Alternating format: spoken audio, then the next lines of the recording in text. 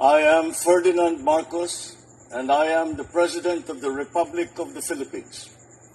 I stand today on behalf of 110 million Filipinos.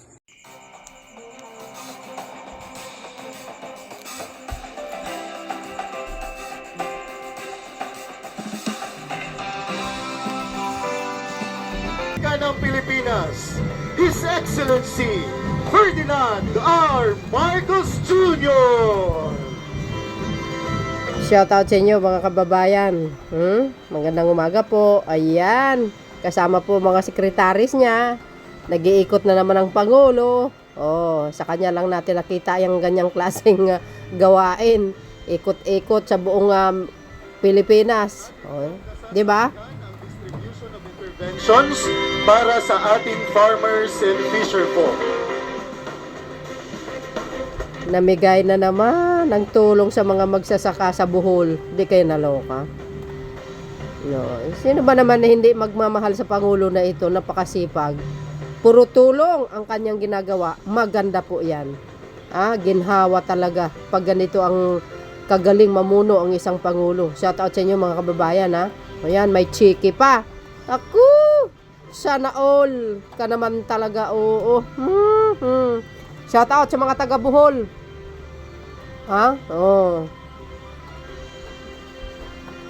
Tunghayan po natin ito mga kababayan, yung pagbigay niya ng tulong, yung mga makinarya, mga sasakyan sa mga magsasaka. Matik na po yan, kasama si Secretary Laurel. Surte nila,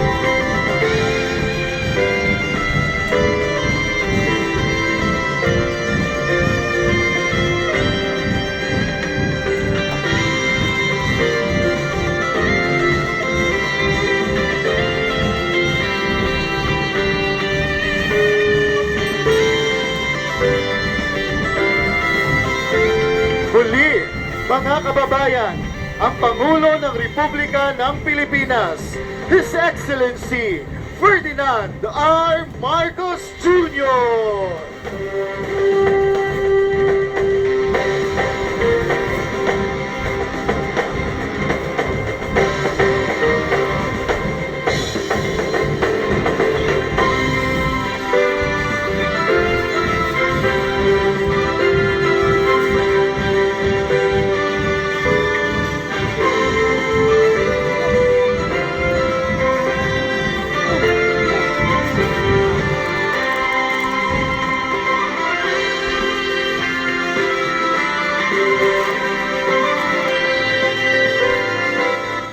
nakita nyo yan, mga kababayan. Uy, sus, nako, sarap ng mga gulay. Ay, sariwa pa, sana all. Buholo, kamuting kahoy, saging. Sarap niyan. Sariwa pa yung mga gulay, oh. Tingnan nyo naman yan, mga kababayan. Grabe, ano? Kaya abangan nyo ang Pangulo, sa mga lugar nyo. Iikot po yan. Bibisitahin. Siyempre, pag once na pumupunta ang Pangulo sa mga lugar nyo, pag ganito mga klaseng activities, ay sigurado may pasalubong yung mga makinarya. Mga tulong. Sure yan. Witness tayo dyan kasi mga video niya ina-upload natin eh. Doon lang para matulong lang natin siya. Ma-upload natin yung mga magagandang gawa niya. Malaking tulong na po yun. Na to inform the Filipino people na ang Pangulo ay nagtatrabaho. At sa kanya nyo lang po nakikita yan. Sabi ko nga laging sa aking video, tanging bukod lang talaga si Pangulong Marcos Jr. As in talaga, as in ba? Tanging bukod sa mga nagdaan na Pangulo, wala po ako nakakitang ganyan. Yung bumibisita sa mga iba't ibang lugar. 'Di ba sabi ng mga kababayan natin, gustong-gusto nila makita ang Pangulo, nagpapasalamat sila. At least, yung presence niya, pinupuntahan niya ang ating mga kababayan. Malaking yun, puntos para sa kanila. Nang makita ang Pangulo ng personal, ay naku, kahit ako tuwang-tuwa ako. Siyempre, Pangulo ng bansa, bihira-bihira mo lang mahagilap yan eh. Sa totoo lang. Wow. Yan, tuwang-tuwa yung mga tao dyan, no? Yung mga taga-Buholano. Wow, talaga naman, no, mga kababayan. Nakakatuwa, ano? Shout out sa inyo mga best.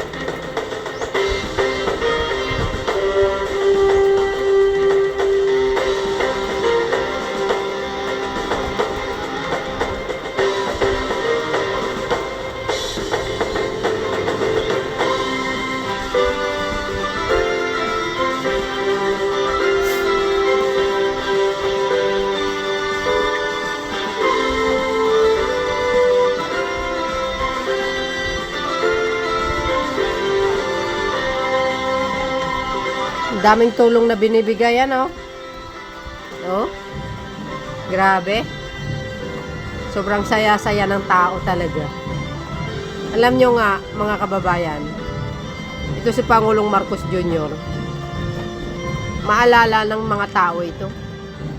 Oo, kasi sa kanyang kawang-gawa baga, na talagang hindi mo matawaran yung pagpupunta niya sa iba't ibang lugar.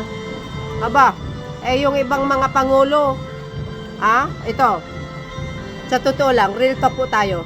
Nakikita nyo ba yung mga leaders ng buong bansa? Ibig sabihin sa buong mundo ng mga leaders, mga pangulo, walang ibang nakakagawa ng ganito. Ang Pangulo lang ng Pilipinas. Si Pangulong Marcos lang Jr. lang yan. Siya lang nakakagawa niyan. Sa totoo lang. Siya lang. Nakikita nyo ba, umiikot ang Pangulo ng iba't ibang bansa? Katulad ng France, Amerika, Japan, Europe, bandang Europe, Asia. Hindi nyo nakikita ang mga pangulo.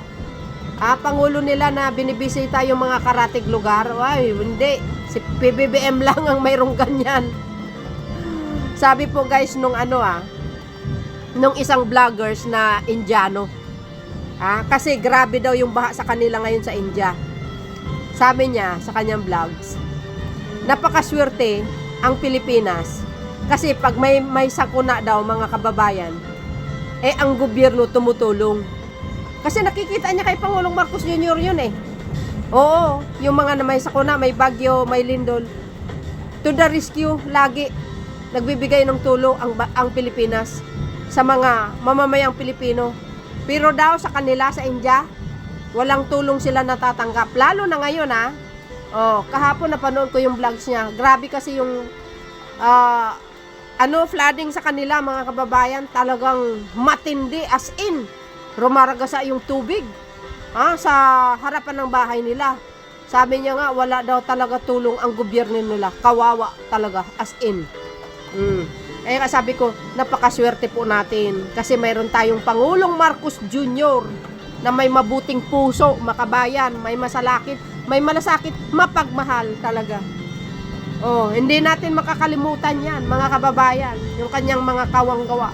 Yung mga magagandang programa niya, magagandang proyekto niya, sa mga tulong niya sa mga magsasaka. Number 1 priority niya kasi yan eh. Sa totoo lang, ang Pangulo guys, mausisa yan. Tingnan yun, tanong ng tanong. Shoutout ulit sa inyo mga kababayan, sa mga Marcos loyalists, supporters, Filipinos. Shoutout po. Mag-ingat po kayo kasi may bagyo tayo eh.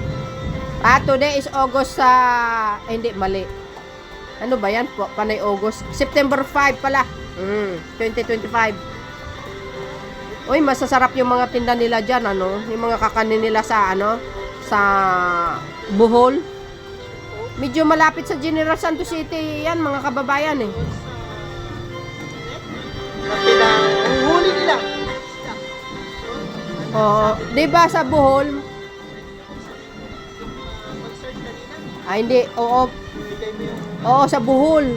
Yan po yung yung mga magagandang tanawin, yung mga hills ng Bohol. Magaganda, di ba? Ang ganda ng tanawin ng Bohol. Kanan ninyo ang gusto ibati ninyo. Sulti lang sa ato karon. At least natangari kung sa matabang nato na mga opisyalis nga rin karon. So, kinsay gusto magsulod sa inyo na. May uto sa mga kanang ako lang ba nga ang amo amang kong panagan is nabutang nga illegal. Ang amo tang gusto nga unta mapulihan siya nga dili illegal apan adlaw-adlaw ni maka-income. Yung fishing net. Fishing net na mo is illegal. Oo. Naku, tagulogin nyo naman. As director ng ay, hindi ka. Uy, may mga pwede maiso. sagutin Director, ano pangalan? Mario, Director Mario. Mabuti nandito ka. Good morning.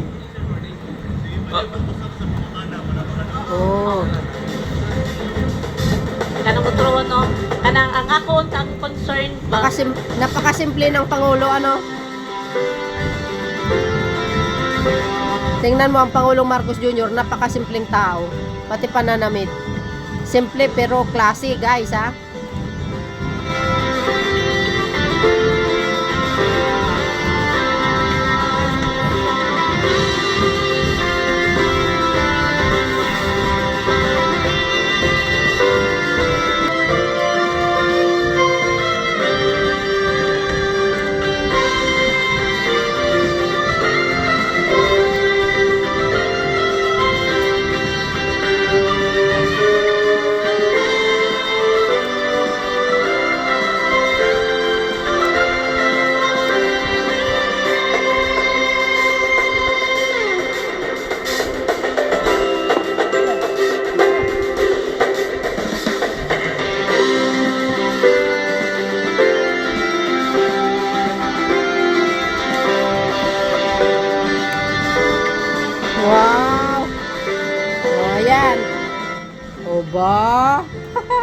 Oy, masarap yung 24 kilong bigas. Oy, guys, masarap yan. Nakabili na po ako. Tingnan nyo. Yan ang leaders. Nagugutom yata ang Pangulo, mga kababayan. Gutom na, oh. Sa kakaikot. Oh, 24 kilong bigas. Grabe, ano? Pero alam nyo, yung 24 kilo bigas ng Pangulo na inilunsad niya para sa mahihirap, tinutulig sa pa talaga ni ni Garutay. Ewan ko ba? Ba't kaya ganun sila, no? Imbis tumulong, wala naninira pa talaga.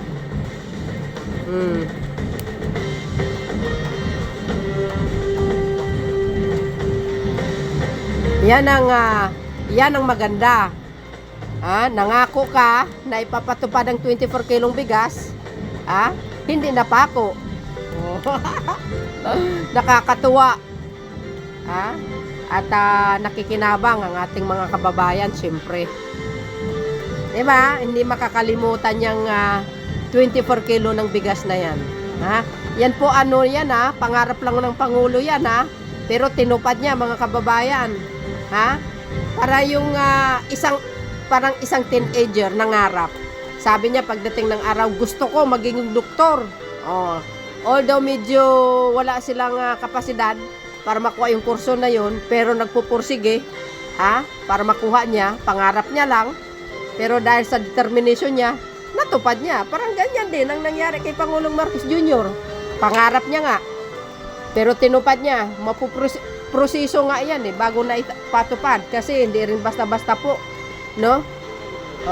Kasi yung iba, pag sinabi mo na pangarap ko, gusto ko mangyari ang ganito, gusto nila madalian, instantly. Si Pangulong Marcos Jr. kasi yan proseso yan Pero sa tulong ng ating mahal na Panginoon, natupad talaga sa pagpupursige ng ating mahal na Pangulo. Kaya sobrang guys, napaka malaking tulong sa ating mga kapwa Pilipino. Sa totoo lang, sobrang laki ng tulong nito. Real talk po tayo. Malaking kaginhawaan. Speaking of bigas, nako, bigas namin dito sa palengke, guys. Magkano yung kalahating kaban? 700 plus lang. Talagang laki ng binagsak talaga, sa totoo lang. Oo, totoo yun. Dati-rati binibili po namin yun 1,600. Yung kalahati, yung 25 kilos na na kalahating kaban. Ay nako, mahal. 1,600. Pero ngayon, nako po, 700 plus na lang. Sobrang pakinggan natin po, guys, ang kanyang sasabihin. Nandyan po, mga bigas, ang dami.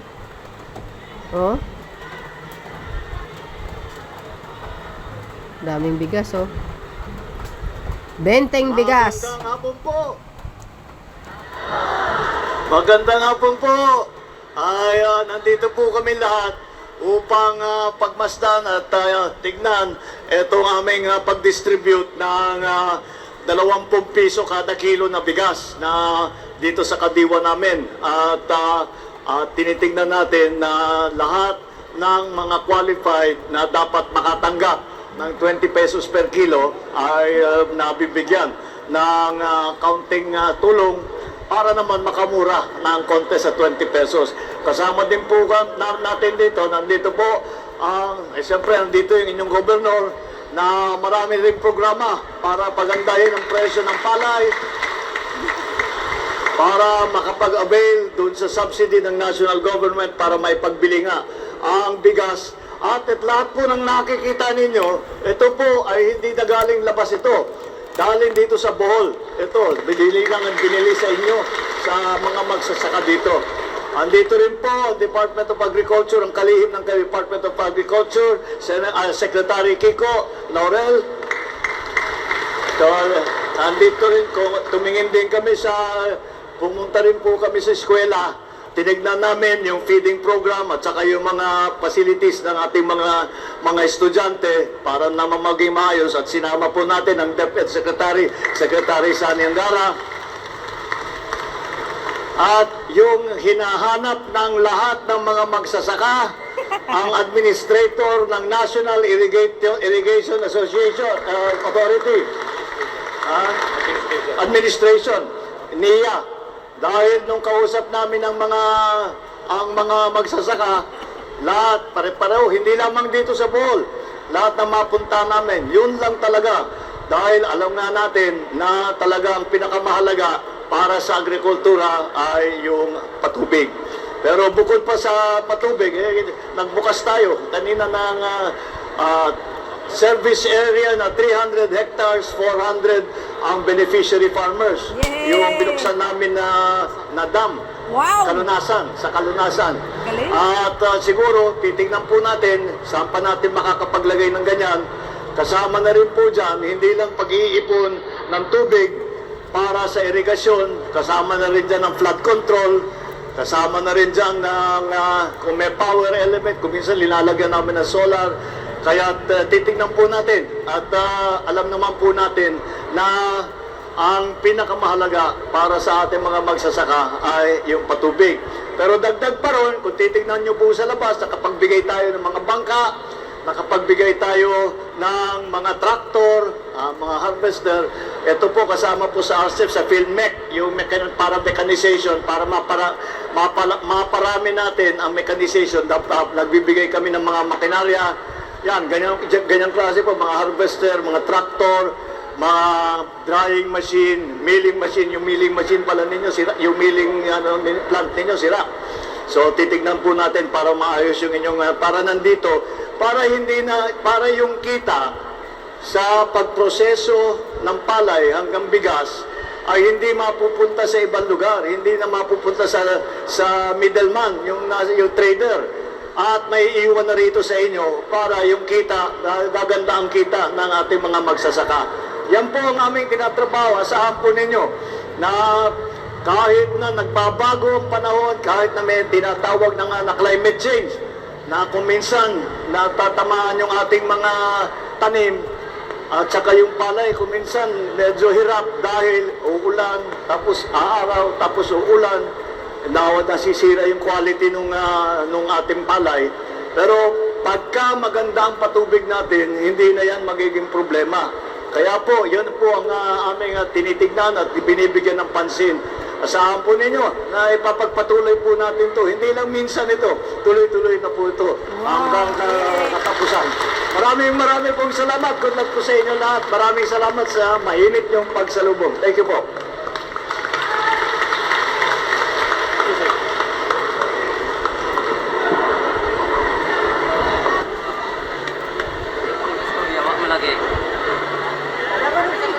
Yung mura na bigas ay malaking tulong na ito sa amin. Matagal na itong hinihintay at ngayon na maligaya na sila na makabili na. Mayroon na dito sa Bien Unido, bayan ng Bien Unido. So malaking tulong ito talaga, sir. Sana magpatuloy ito. Kami, sir, nagpapasalamat kay Pangulong BBM dahil sa proyektong dala nila itong bugas dito sa aming bayan sa Bien Unido. At saka malaking tulong na itong bigas na bigay niya sa aming bayan. Sana magpatuloy talaga kasi malaking tulong na ito para sa amin at sa aming mga kababayan. Ngayon po, nagpapasalamat po kami ngayon kasi sa biyaya na darating po dito yung Pangulo. Tas may chance po na makapag-display po kami ngayon ng aming produkto. Pero sa ngayon po, talagang nagpapasalamat kami, lalo na po kay Pangulong BBM na pumunta siya dito para makapagtinda kami sa among produkto. Para makaahon po kami ng pangangailangan namin araw-araw. Salamat po, Pangulong BBM. So, yun mga kababayan, sabi ng mama, no, ay sana po magtuloy-tuloy na po yung 24 kilo ang bigas. Ay baka hindi po nila alam, hanggang sa termino po ng Pangulo yan, 2028 mga kababayan. Magtatagal po yan, sabi na po niya yan. So, kung sino man ang susunod sa kanya na mamuno ng bansa, I hope na itutuloy niya po itong magandang programa ng Pangulo kasi malaki po ang katulungan nito sa ating mga kababayan. Sa totoo lang, yun lang po, no? Sana maituloy-tuloy ang programa na ito hanggang sa tuluyan ng bumagsak ang bilihan ng bigas sa merkado, mga kababayan. Maganda ito kasi panahon pa ng papa niya, ngayon binalik niya na talagang very affordable sa ating mga kababayan na mahirap. And of course, masaya sila, kaya abangan niyo po ang Pangulo sa mga lugar ninyo. Ilulunsad uli ang kadiwa ng Pangulo. Ngayon sa Bohol ay mayroon na, baka next ay nasa lugar nyo na, no? Shout out sa mga taga Bohol. Ayan, iyan po ang activities ng ating mahal na Pangulo. Ang dami niya pong binisita dyan, yung kanyang project na Kalunusan Dam. Talaga naman, grabe. Magugulat ka na lang sa mga magagandang programa at proyekto ng Pangulo. So yun mga kababayan, hanggang sa 28 pa yan. Sana maituloy, sino man ang susunod na Pangulo, ulitin ko. Laki ng ginhawa po ito sa ating mga mahihirap na mga kababayan. Thank you guys for watching. See you again on my next upload. Bye bye bye and babush. God bless Philippines.